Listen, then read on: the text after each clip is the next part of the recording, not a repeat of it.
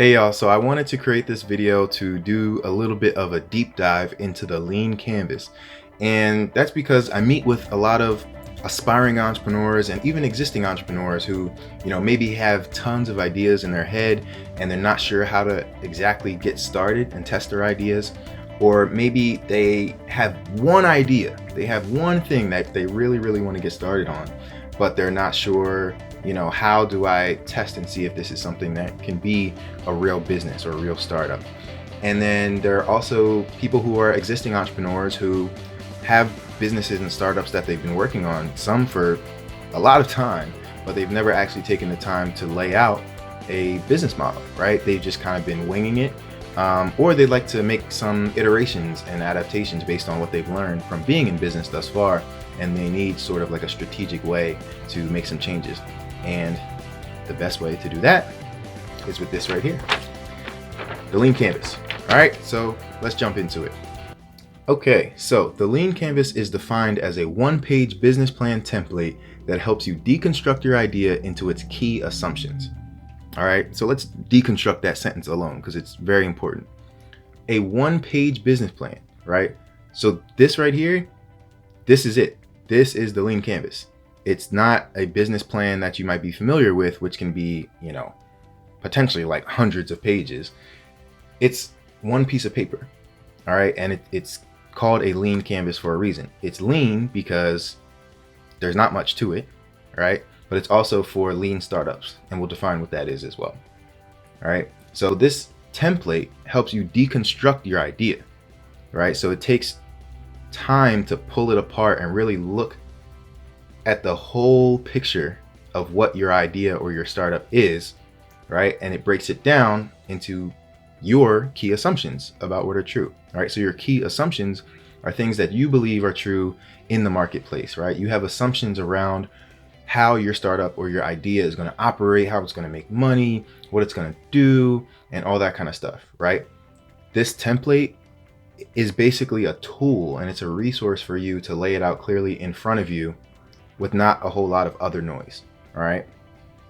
Now, it's adapted from the business model canvas and optimized for lean startups. So there is a more advanced version of this called the business model canvas, and we're going to jump into that too in a different video. But this one is specifically designed to help you as an entrepreneur using lean methodology to get started, right? So lean startups are companies that basically do the most with the resources that they have at hand, right? So if you want to get started with your idea and you're thinking, hey, I don't have enough resources to get started, I don't have enough money, I don't know the right people, I've never started a business before, that doesn't matter. Right? So being a lean startup means that you're going to leverage the resources that you do have, and you're going to try and get started and start developing your startup in the most efficient way possible. Okay? So, as I mentioned, it replaces the elaborate business plan with a one-page business model, right? So your business model is how you are going to make money, or at least how you plan to make money. All right, so this is it, right? This is the lean canvas. It's 9 boxes on one sheet of paper that you can see at a glance, right? It's deconstructing your business model into these different pieces, and it's your job to basically fill in the blank space with your key assumptions. Okay, so 9 boxes: problem, customer segments, solution, unique value proposition, key metrics, unfair advantage, channels, revenue streams, and cost structure. All right, now that might sound like a lot right now, but we're going to break it down. Every single box, we're going to go through every single box, and you're going to get examples of what should go in those boxes. All right. And basically, it's your job as the entrepreneur to fill in your key assumptions, but then go out into the world and take this piece of paper, right, that you just filled out. So you're going to take it and you're going to say, okay, so I've identified these people as my target customers. These are my customer segments. Your job as the entrepreneur is to go out and prove that that's true. So you need to turn your assumptions into facts. That's what this whole process is all about. All right, so let's jump into it. So the order of how you fill in the lean canvas is totally up to you. I like to start with the problem, right? So whenever I'm talking to entrepreneurs, the first question I ask them after they say they have this great idea is what problem are you solving? And a lot of people actually get really caught up on that, right? But it's your job to be able to articulate that to other people. And if you don't understand what problem you're solving as an entrepreneur, most likely you're not going to be successful. So you can either start with the problem box, or something I like to do as well is sometimes switch it up. And even though it's on the opposite side of the canvas, I'll start with the customer segments box, right? And I'll do that because, in order for there to be a problem, there needs to be a problem owner, right? So I like to study this thing called design thinking. And design thinking is all about designing your solution around a customer need, around a pain point, right? So to do that, you start with the customer. To be truly what's called customer centric, you have to start with the customer. And you say, all right, here's this customer, here's this person. What problems do they have? You discover what problems they have. Then you go to the problem box and say, all right, this customer has this problem. Let's develop our solution. And it's also important to note that this is an iterative process, right? It's not a one and done type of thing. It's not like you're going to fill in a lean canvas, do it once, and then you're done, right? It's like I said, you take this out into the world and you validate your assumptions. You turn your assumptions into facts, or you're proven wrong and you come back to the lab and make iterations and changes. And then you adapt those changes right directly on your canvas, right? You can either write on it, you can put sticky notes, you can use a whiteboard, whatever you want to do. However you want to fill in the canvas is up to you. But the whole point of it being lean and the whole point of it being one sheet of paper is that you can do a lot of them. So you can print this out. I like to print them out and I'll fill it in with my initial assumptions. Then I'll go out into the world, test my assumptions, come back, print out an entirely new canvas and update it with what's true, right? Erase all the things that were proven to be untrue and update it with the new things about my business model. So basically, you're never going to end this process, right? If you want to continue to make iterations and changes and make improvements on your business model, you can continue to do this over and over again. So I actually have like stacks of lean canvases for like a bunch of different concepts. Because as I said, I keep coming back to the drawing board and I keep making adaptations and iterations, and this is all about learning. So you have to keep making sure that you're making those changes. All right, so let's go into the first box. The first box, and probably the most important box, is your problem, right? So here it says list your top 1 to 3 problems. Now, depending on your idea, these could be, a number of different things. Some examples could be when I shave, I get razor bumps, right? That's a problem. Or I identify the problem of homelessness in urban areas. That's another problem.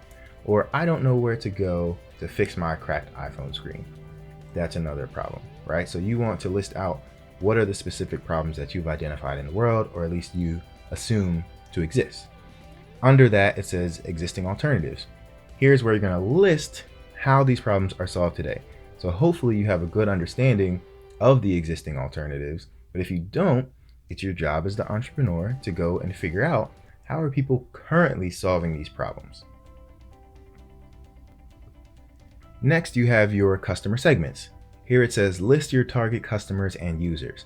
Now, depending on the type of idea you're working on, you might call your customer something different, but we're just going to cover our bases with the umbrella term of customers. Okay? Now, you want to be as specific as you can here about your target customers, because you're going to need to be able to find these people. If the canvas is all about testing and learning about your assumptions, you need to go and talk to these potential customers or validate that these potential customers have the problems that you've identified. And it's called customer segments because you can have different types of customers. Some people might use your product or service and other people pay for it. Maybe they're the same person, but it's up to you to figure that out. And then at the bottom, you'll see it says early adopters. List the characteristics of your ideal customers, right? So if I'm building something like a news app, I'm going to say my ideal customers are people who binge watch the news, people who already developed the latest news apps, and people who are all over Twitter and Facebook sharing content. Then we get to the solution box. Now, notice how this box is smaller than the problem box. It's smaller than the customer segments box, and that's by design, right? Your idea isn't what matters. It's all about solving a problem for a problem owner. Okay, so here it clearly says outline a possible solution, right? So you can't get married to your initial idea for a solution, but you can give your initial thoughts, right? So you want to pretty clearly and concisely just write down what that is here. But basically, you're going to go out into the world, you're going to learn more about those customers and their problems, and you are going to design your solution about their specific needs. Now we have the unique value proposition. This is a single, clear, and compelling message that states why you are different and worth paying attention to. So this is basically, why should I care, or why should problem owners and customers care about what you have to offer, right? What makes you different? And then under that, you'll see it says high level concept. List your X for Y analogy. And the example they give is YouTube is Flickr for videos, right? So if I'm trying to pitch to someone, hey, I have this new idea for something. And basically, you know about Flickr, right? Flickr is this place where, most people probably know that they can share their photos with the general public, right? Well, now if I'm pitching this new concept of YouTube, I'm saying, hey, YouTube is just like Flickr, but it's for videos. And that's a good way to help people understand what your solution is kind of like. Then we have our channels, right? So it says list your path to customers, inbound or outbound.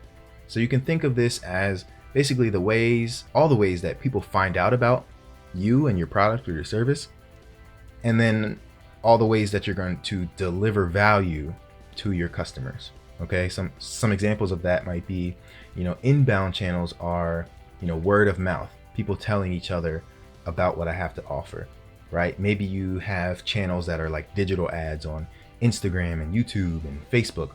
Or maybe you have, old-fashioned ads that are just physical ads like billboards and posters. Or maybe you have a website that people know about and they go to the website and that's how they're going to purchase your product or your service from you. Then you also have outbound channels, which are the ways that you actually deliver that value, right? So maybe you have an app that people use and that solves their problem.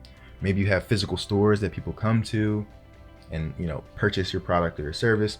Maybe you have an e-commerce site where people go, they buy your product and it's delivered straight to their house.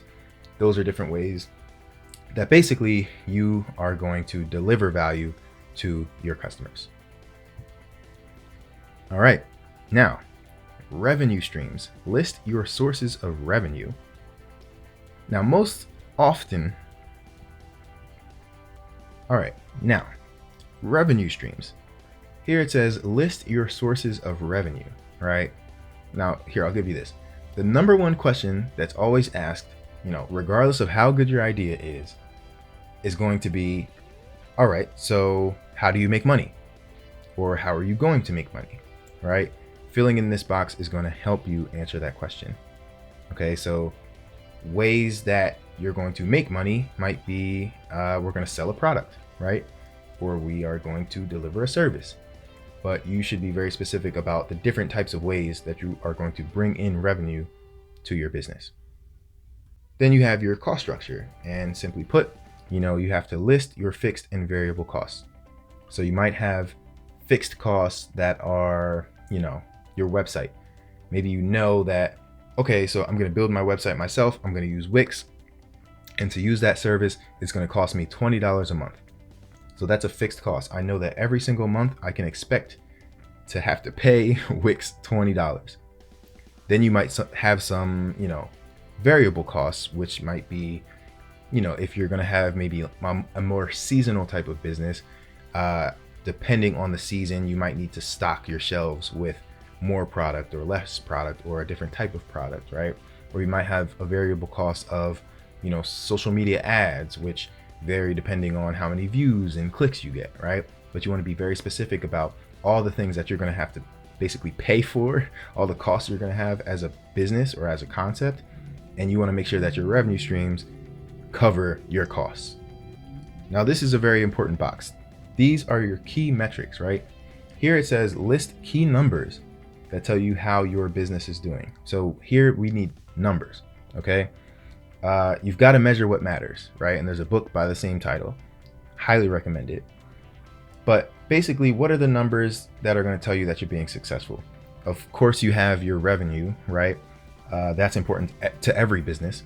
But what are the metrics specific to your business, right? If you have maybe like a media type of idea or company, maybe there's a number of pieces of content that you need to have developed and ready to go and posted every week or every month, right? If you have an app, some numbers you want to look at are, how many daily active users do we have? How many people are coming back to our app after downloading? How many people delete the app after they're downloading? Those are things you want to stay on top of. If you have an app where maybe you provide a rating system, right, for products or a service, you want to make sure that people are actually rating those products or those services. Otherwise, it's not creating value for your target customers. And then finally, we have your unfair advantage. Now, this is something that cannot be easily bought or copied. So this is actually pretty hard to fill in when you're just starting out. And usually I definitely save this one for last, but I even struggle with this one, right? But some examples of an unfair advantage might be things that, they might be intellectual property that you have, right? IP. They might be key partnerships or access to resources that other people don't have access to, right? So maybe you get a deal on a certain product, or maybe you have a distribution channel that's really exclusive to you, or maybe you just have something that's as simple as like the trust and loyalty of your customer segments. Maybe there are people who want to purchase from you because of maybe it's your brand or your social status, right? Those are things that add to your unfair advantages. And it's totally fine if you don't have any of those right now, but you want to start trying to develop some of those in the future if you want to be successful. All right, y'all, thanks for watching this breakdown of the Lean Canvas. Stay tuned for more, because I'll be breaking down even more tools and sharing even more resources to help you become a successful founder. Thanks.